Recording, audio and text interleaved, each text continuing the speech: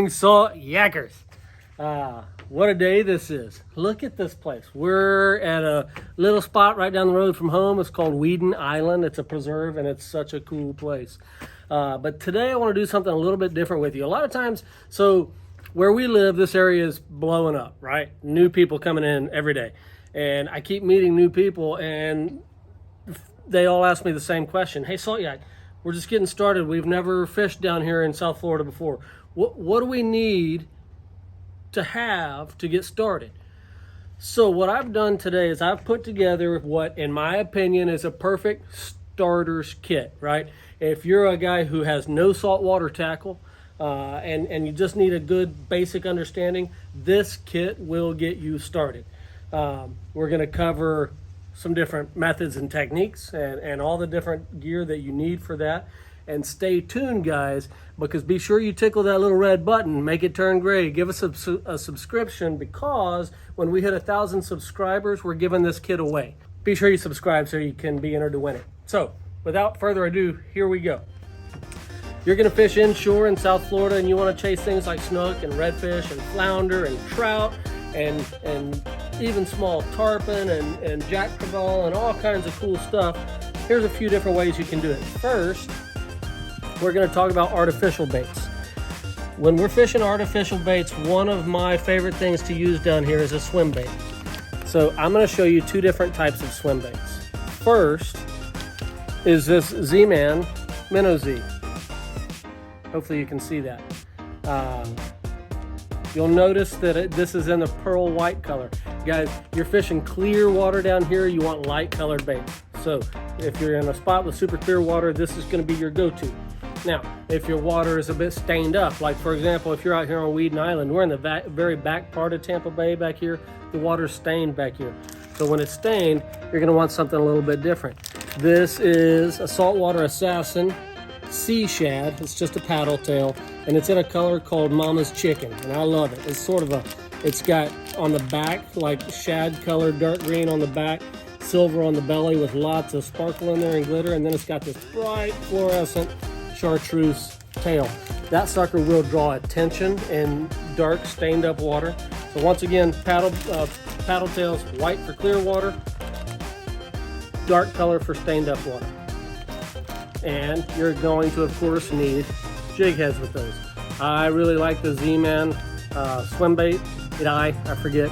But I like it because it's got a great big eye on it and it's got a nice long shank on the hook, which really lets you get it deep down in that swim bait and really hide it. So that's your artificial soft swim baits, white and Mama's Chicken. So that takes care of the swim baits, right? And I didn't mention before, but swim baits, you can fish them in a lot of different ways. You can just steady roll them, which is probably what I wind up doing more often than not. You can even kind of jig it off the bottom, or you can do a swim and go, swim and go, swim and go, drop and jig, drop and jig. Vary it up. You're not catching, vary up your retrieval speed, vary up your pattern until you find what they want that day. So now moving from the middle of the bottom collar in that water column with that swim bait, now we're going to address who's living down on the bottom. Because lots of days we need to find fish off the bottom. You're going to find redfish off the bottom. You're going to find trout and flounder off the bottom. Here's how we do that. Again, with the soft plastics, and I'm going to show you two different kinds. The first one I'm going to show you is the Z-Man Trout Trick. And for you freshwater guys, this looks a lot like a 6-inch drop shot worm is really what it looks like to me. But this thing slays. Put it on a jig head, put it on a trout eye jig head, fish it slow on the bottom just like you would a Ned rig or a Texas rig, and it slays. So we went with a darker color. So this one, I forget what they call it. They call the color red bone. So red bone, it looks a lot like Zoom soft plastics used to have a color that was called California 420. It's like green pumpkin with red glitter in it. And I love this color. So you're going to use this guy in stained up water, right? Because it's a dark color bait. Then when you're in clear water, another thing you can never go wrong with is a gulp shrimp. Gulp shrimp, these things are amazing. They're a very durable plastic. You can catch a lot of fish on the same bait, and they're scented. They're in that juice in there, and that juice is good stuff. And when you're using this, same deal, slow presentation, bounce along the bottom. It's a shrimp, so we're mimicking that shrimp pattern. But every now and then, stop and dip that bugger back in the juice in the bag here and keep it nice and fresh. Because the thing about that juice, they keep a little longer bite that way, right? They're not gonna just bite it and let go quite so quickly because it tastes good to them. They'll hold on to it for a minute, give you a little more opportunity to get that hook set. And same deal, you're gonna rig that gulp shrimp with the same trout eye jig head. So there you go. All right, so that's your soft plastic swim baits, your soft plastic bottom presentations with the gulp shrimp and the trout trick. Next, one of my very favorite, and you've seen this in previous videos, is the voodoo shrimp. Everything eats a voodoo shrimp. I've caught redfish on it. I've caught snook on it. I've caught flounder on it. I've caught black drum on it. This thing's amazing. Same deal. Fish it slow, guys. Let it sink. Let it hit the bottom. Let it sit there. Then just jig it and bounce a little bit. Let it sit. Let it sit. During that still time is when they're going to pick it up. Get you some voodoo shrimp. And they, by the way, they have this in like 3 different sizes. This is the 3.5 inch. This is sort of the middle of the road size. They got them down to a 3 inch or up to like a 5 inch. But I like the 3.5 inch. One more bottom presentation that you can never go wrong with is a bucktail jig. This one's by Spro. Spro makes some really nice jigs. They're a little spendy, but they're super nice. And you'll fish this guy on the bottom, typically. Sometimes we'll retrieve him, but typically just kind of fish him on the bottom and bouncing him along. And I wouldn't even hesitate, if I'm using this, to go into your soft plastics bag and put a little, put a trailer on that jig. Something that matches, right? And again, it's white, right? So what kind of water are we going to use light colored baits in? Clear water. Water stained up, darker colors. Another kind of quintessential go-to saltwater artificial bait, especially for me guys, redfish. Or if you go on the offshore side, mackerel will tear this thing up. A lot of things will tear this thing up on the offshore side. Jack Crevalle will. This is a little bitty one, but it's just a simple Johnson spoon. They make it in about 10 different sizes. This is a little bitty one. This is an 1/8 ounce, but it's a gold flutter spoon. And the key to that, 2 keys. First off, let it flutter, guys. Don't just crank this thing in. You're wasting your time. Chuck it out, let it sink, and as it sinks, it's fluttering. And as it gets near the bottom, now reel it up a bit, and then stop, let it flutter. Reel it up again, let it flutter. It's a flutter spoon. It's called a flutter spoon. Let it flutter. That's the first key. Second key, I usually will fish this on a spinning reel, but as this thing's fluttering, it's spinning and twisting, and that's what it's doing to your line too. It's spinning and twisting your line, and if you're using a spinning reel, you're gonna have a hell of a mess on your hand after a little while. You're gonna have a lot of wind knots. So be sure you remedy that by using a swivel with this bait. I don't use a swivel very often, but I do use it with this bait. And I always use a black swivel because I don't want to attract attention to that swivel.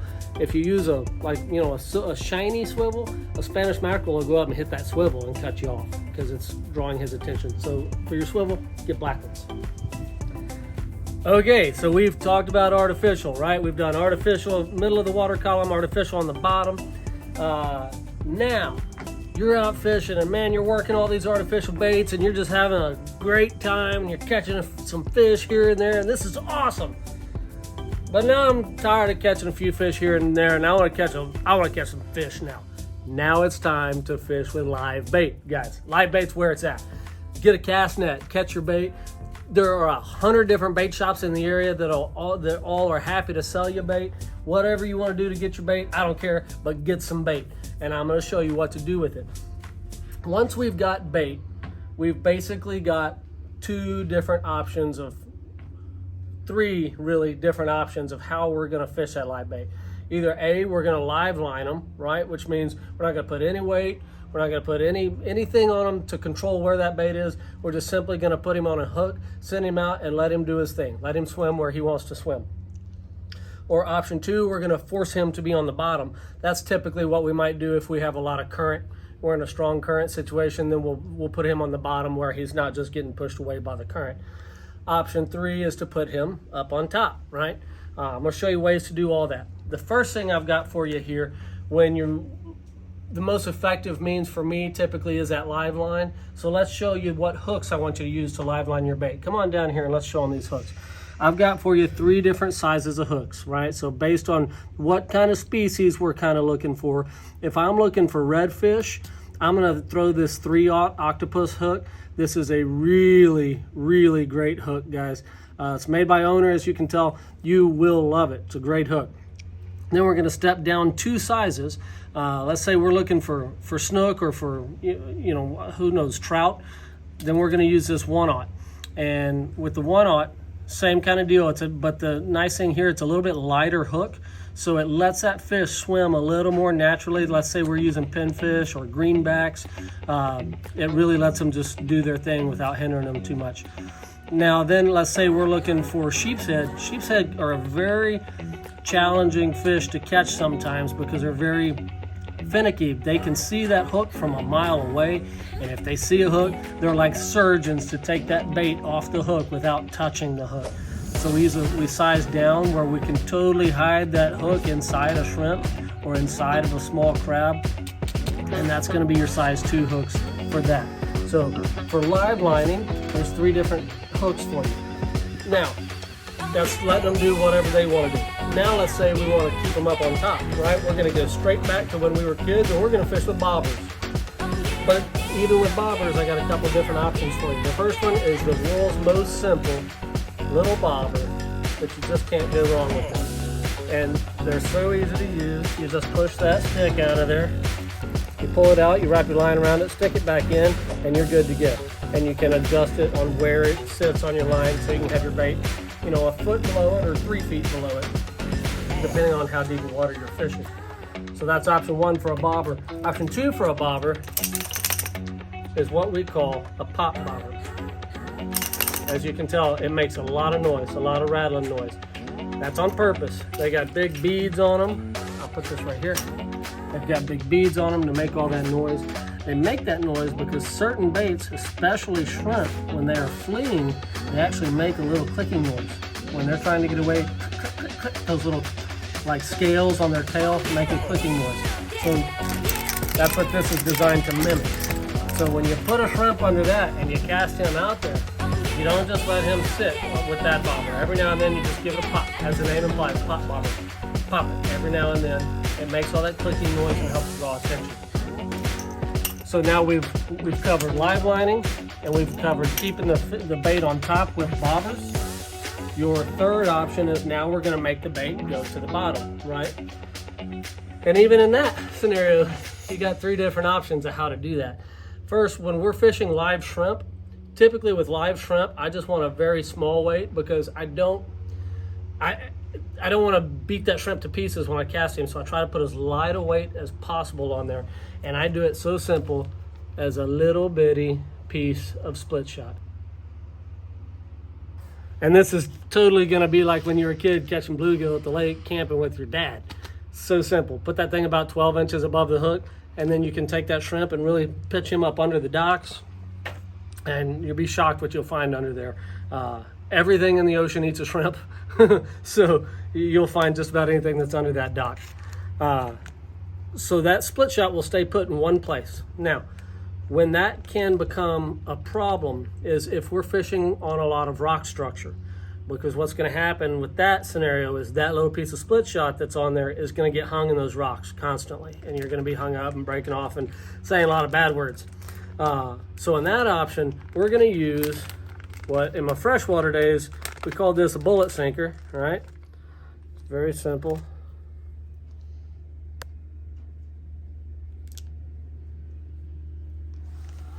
And we're going to just put that on the line and allow it to move up and down. We call that a knocker rig. And with a knocker rig, since the bullet is shaped the way it is, or the sinker is shaped the way it is, it's less likely to get hung up between rocks. But also, since it can move freely on that line, that also helps it to not get hung up. So fishing a lot of structure, use a knocker rig. Another option for fishing your bait off the bottom is what we're going to call a Carolina rig.